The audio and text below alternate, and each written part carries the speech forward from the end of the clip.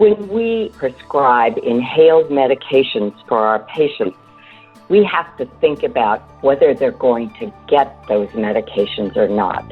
We have to think about not just the medication, but the inhaler and the technique. This shows you some of the problems that we do have with inhaler technique. Now, this is a French study of primary care patients, but we've had similar studies with U.S. patients, and we think the issues are really the same. You look at this and you realize that across multiple types of inhalers, patients are making more than one critical error. These errors are the kind of errors that mean the drug is not going to get from the device into the lungs. And as you get to older patients, the ones in blue that are 65 and older, you have even more problems. With the MDI, we get up close to 40% of patients making a critical error. We cannot tolerate this kind of an error rate, meaning that this percentage of our patients are not getting their drug. So we have to educate the patient about the specific type of inhaler, and then every time we come in, we need to re-educate them, which has to include observing their inhaler technique.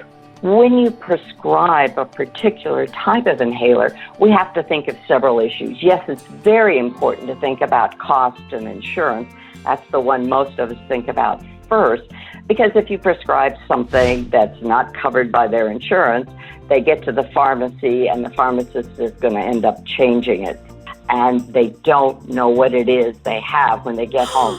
So make sure you tell your patients that this may happen, and please call the office so you do want to consider that. But there are other issues too, like the patient's physical and cognitive abilities.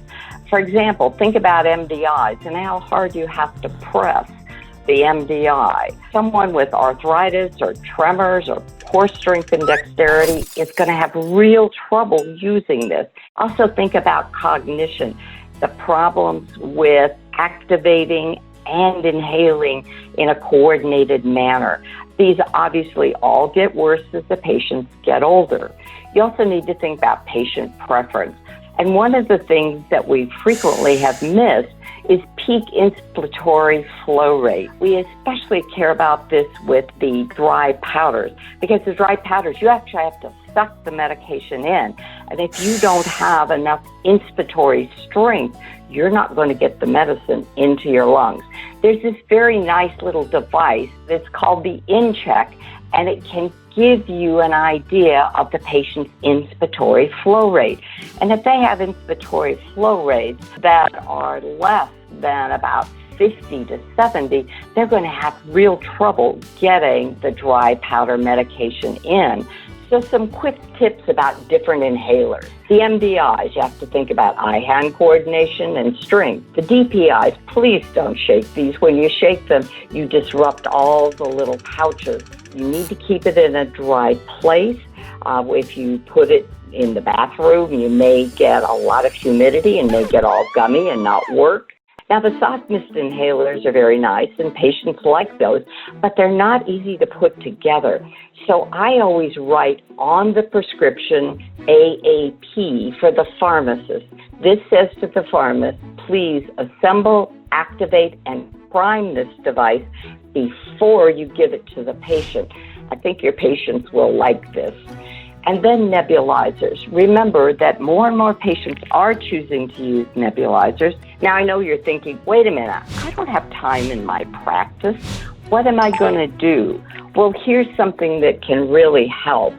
This is an app for your telephone that you can download from the App Store or Google Play. You search for the COPD Pocket Consultant Guide. You can see that you will then get the whole Pocket Consultant. There is a little tab you click for inhaler education, and this is what will come up.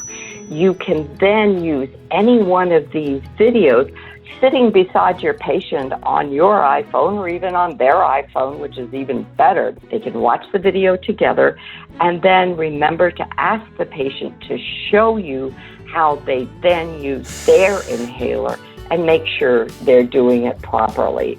These are the steps we need to think about to decrease the huge problem that we actually have with poor adherence or poor getting the medicine in due to inhaler issues.